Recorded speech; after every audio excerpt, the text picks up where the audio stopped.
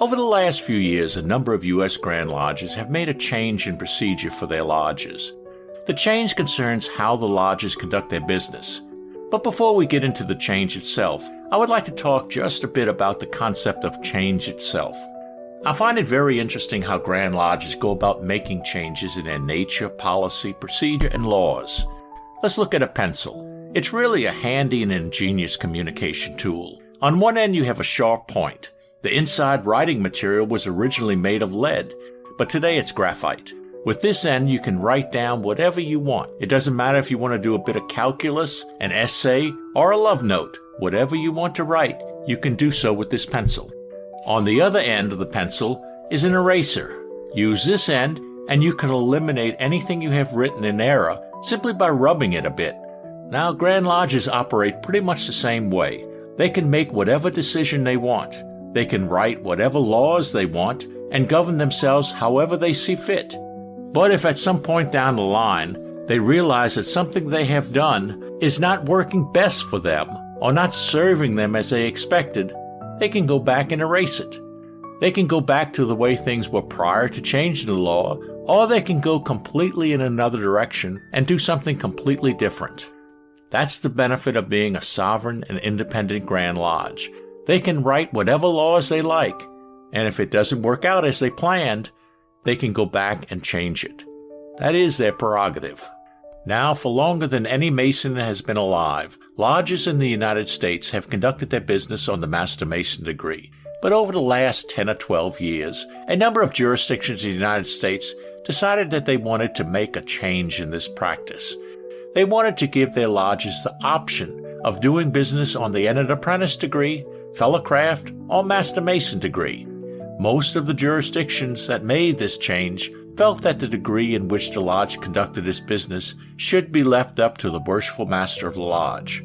Today, about half the jurisdictions in the United States have made this change. The result is that there have been a good bit of discussion about this practice, its value, and if the rest of the jurisdictions should follow suit. Let's look a little at some of the history of how lodges have conducted their business. To start with, lodges have not always conducted their business in the Master Mason degree. This was an innovation in the mid-1800s and something that is not done widely outside the United States.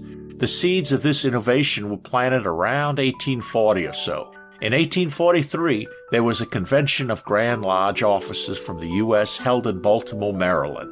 This was normally known as the Baltimore Convention, but actually, there were a number of such conventions that were held between 1843 and 1847.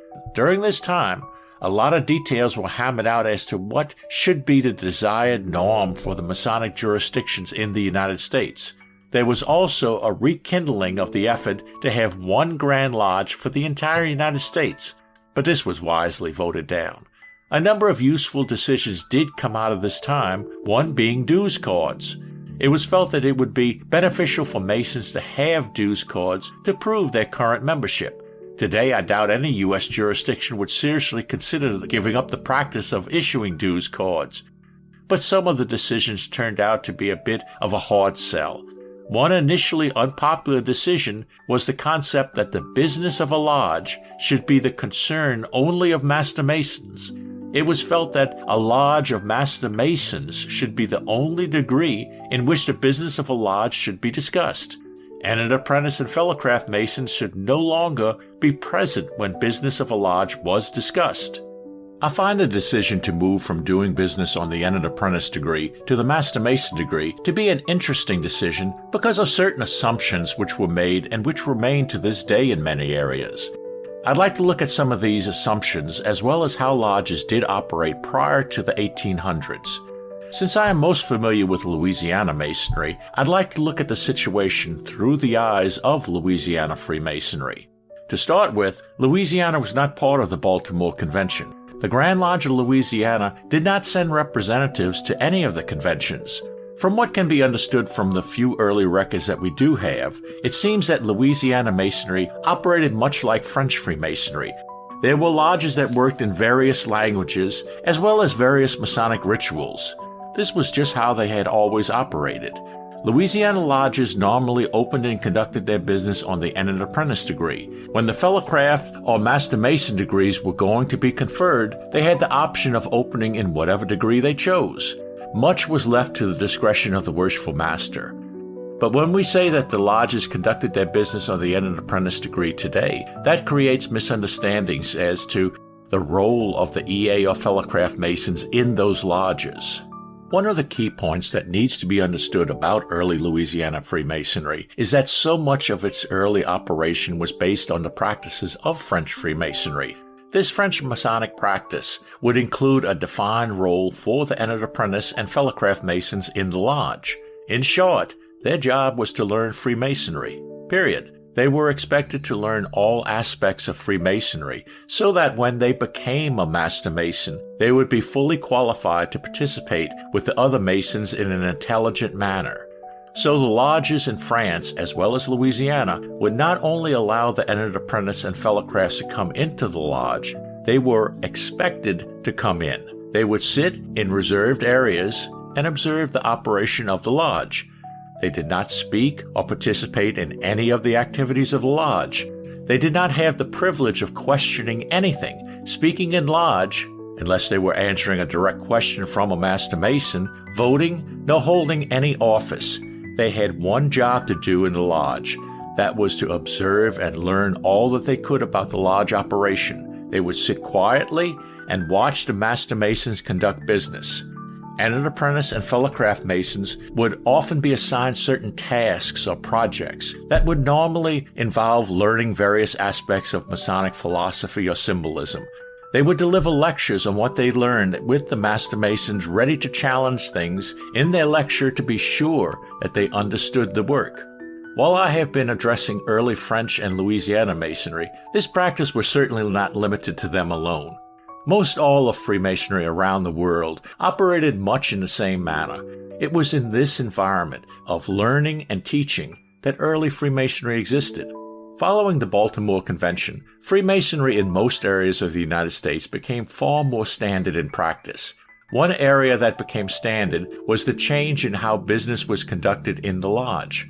Louisiana, not being part of the conventions, was a bit late with making this switch, and it was not until following 1850 did the Grand Lodge of Louisiana switch to conducting business on the Master Mason degree. After this time, I know of no U.S. jurisdiction that conducted business in any degree other than the Master Mason.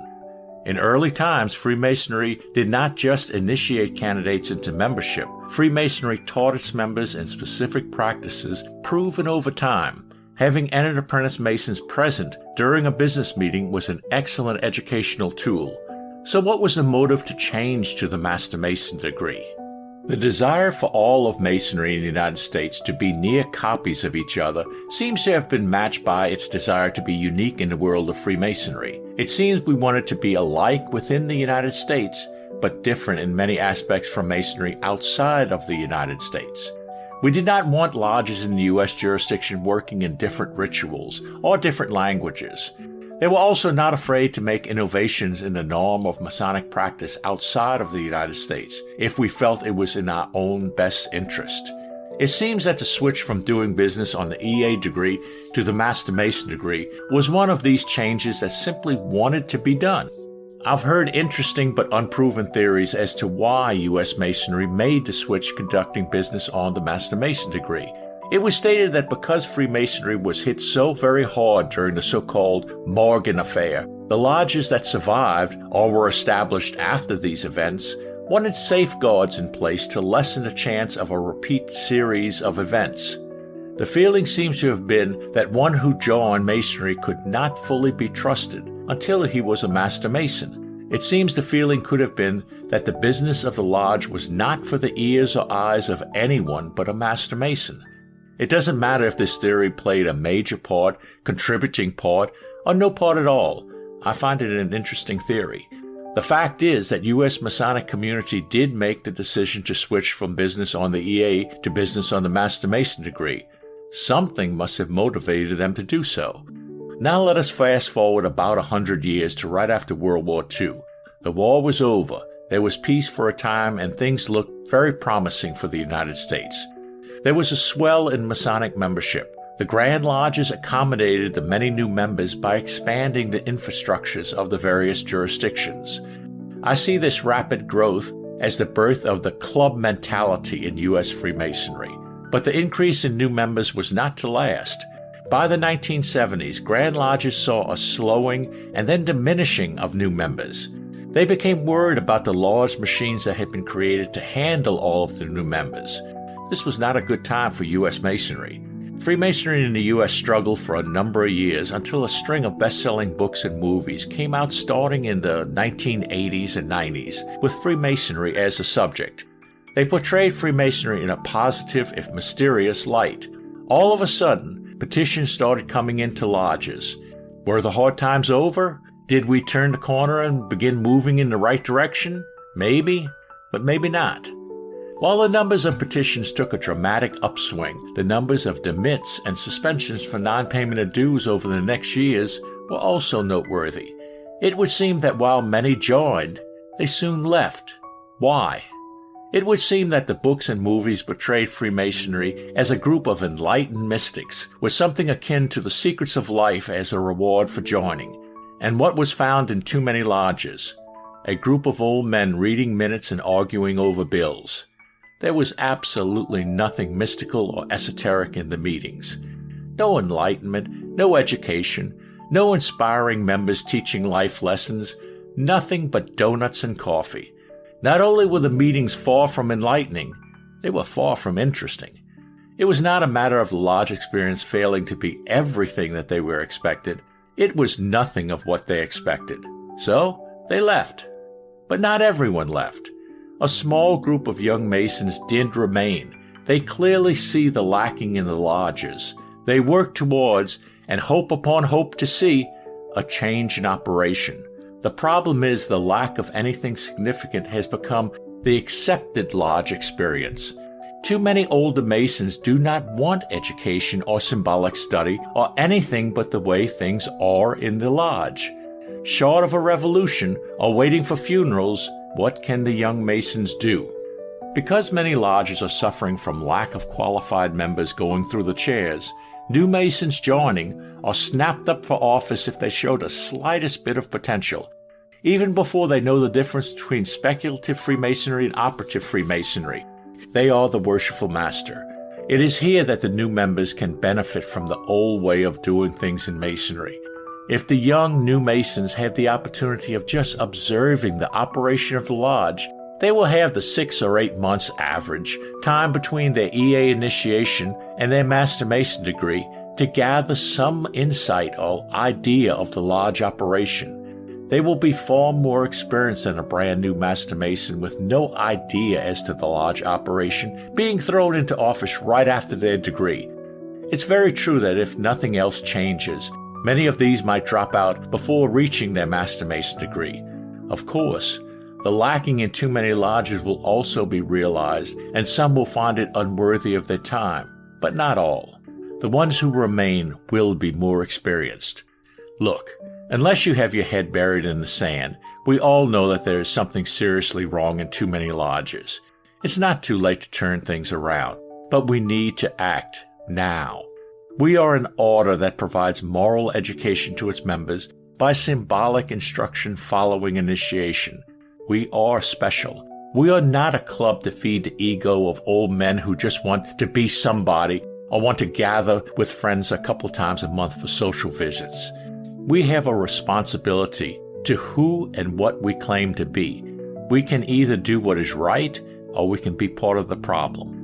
Business meetings with EAs and fellow crafts should never be the goal of giving a voice or vote to those who are not Master Masons. A voice and vote in a lodge as well as its leadership is for experienced Master Masons. The role of EAs and fellow crafts is to sit quietly and learn. Period. Every meeting of the lodge is an opportunity for education. Just like physical exercise, the more we do it, the better our Masonic health. Step by step, we can improve. What each Grand Lodge does is ultimately up to them. We can take whatever direction we wish to take, or we can flounder with inaction. The choice is always ours. My hope is that we choose education, and do all we can by every possible means to make sure we educate our members and give them every chance to be what they should be, educated Freemasons. Freemasonry is not a club. It's a fascinating and intricate system of moral philosophy, and it can easily be overwhelming for a new Mason.